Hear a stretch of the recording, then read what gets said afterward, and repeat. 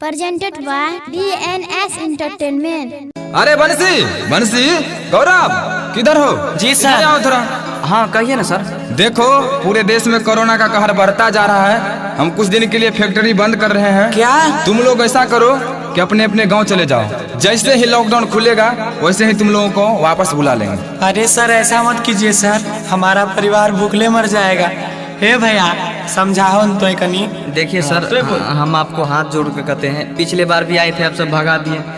सर कहाँ से हम सब क्या करेंगे सर, काम कर रहे हैं तो थोड़ा करने दीजिए कुछ दिन और सर, नहीं तो मर जाएंगे, हमारे पूरा परिवार सब भूखा मर जाएगा सर। मेरे बात सुनिए सर, समझिए मेरे बात। अरे बात समझो यार, समझ क्यों नहीं रहे हो?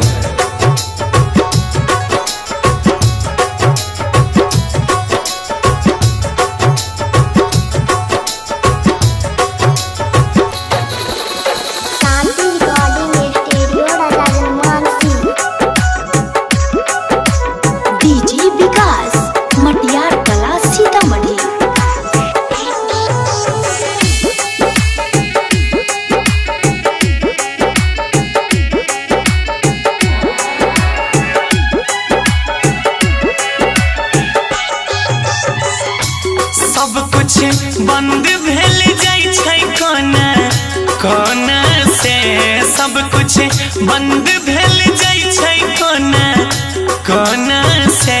लागई भूखले मर जइबै अब कोरोना से, लागई भूखले मर जइबै अब कोरोना से। के करो मतलब नहीं रहलै हो, के करो मतलब नहीं रहलै तकलीफ रोना से।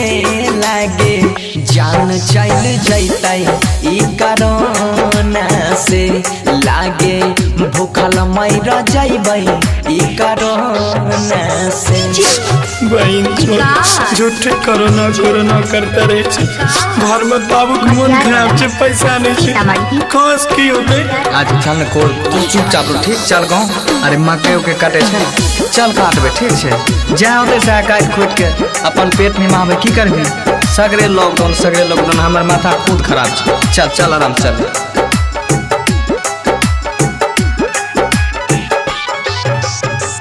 ढेर दिन के बाद करे आइली रही काम हो, कुछो नहीं कमलिए उलटे घूम के जाई छी गाम हो। अरे अरे भाई, इतना धूप में आप लोग कहाँ जा रहे हैं? कहाँ से आ रहे हैं? हाँ ढेर दिन के बाद करे आइल रही है काम हो, कुछो नहीं कमलिए घूर के जाई छी गाम हो।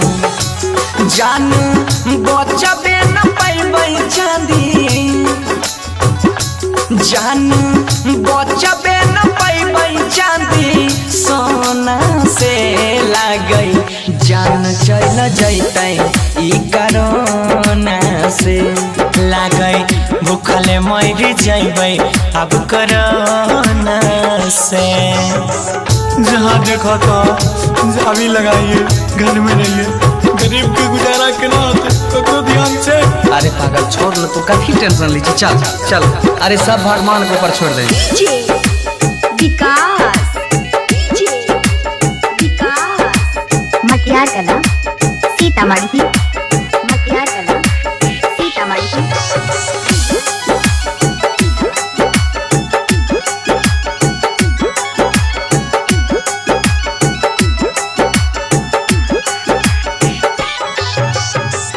कहाँ छै ध्यान भैया अपन सरकार के, दिन दिन बढ़ल जाइ छै दुख परिवार के। अरे हाल खराब भए गेलो, चल चल चुप चल आराम से। कहाँ छै ध्यान भैया अपन सरकार के, दिन दिन बिगड़ल जाइ छै हालत परिवार के। गौरव कहै छै कुछ नहीं है रोना से। बनसी कहै छ कुछ न होतै रोना से सोनू जान चल जैतै अब कोरोना से लागे सब मर जैबै अब कोरोना से। शांति रिकॉर्डिंग स्टूडियो राजा जनमानसी।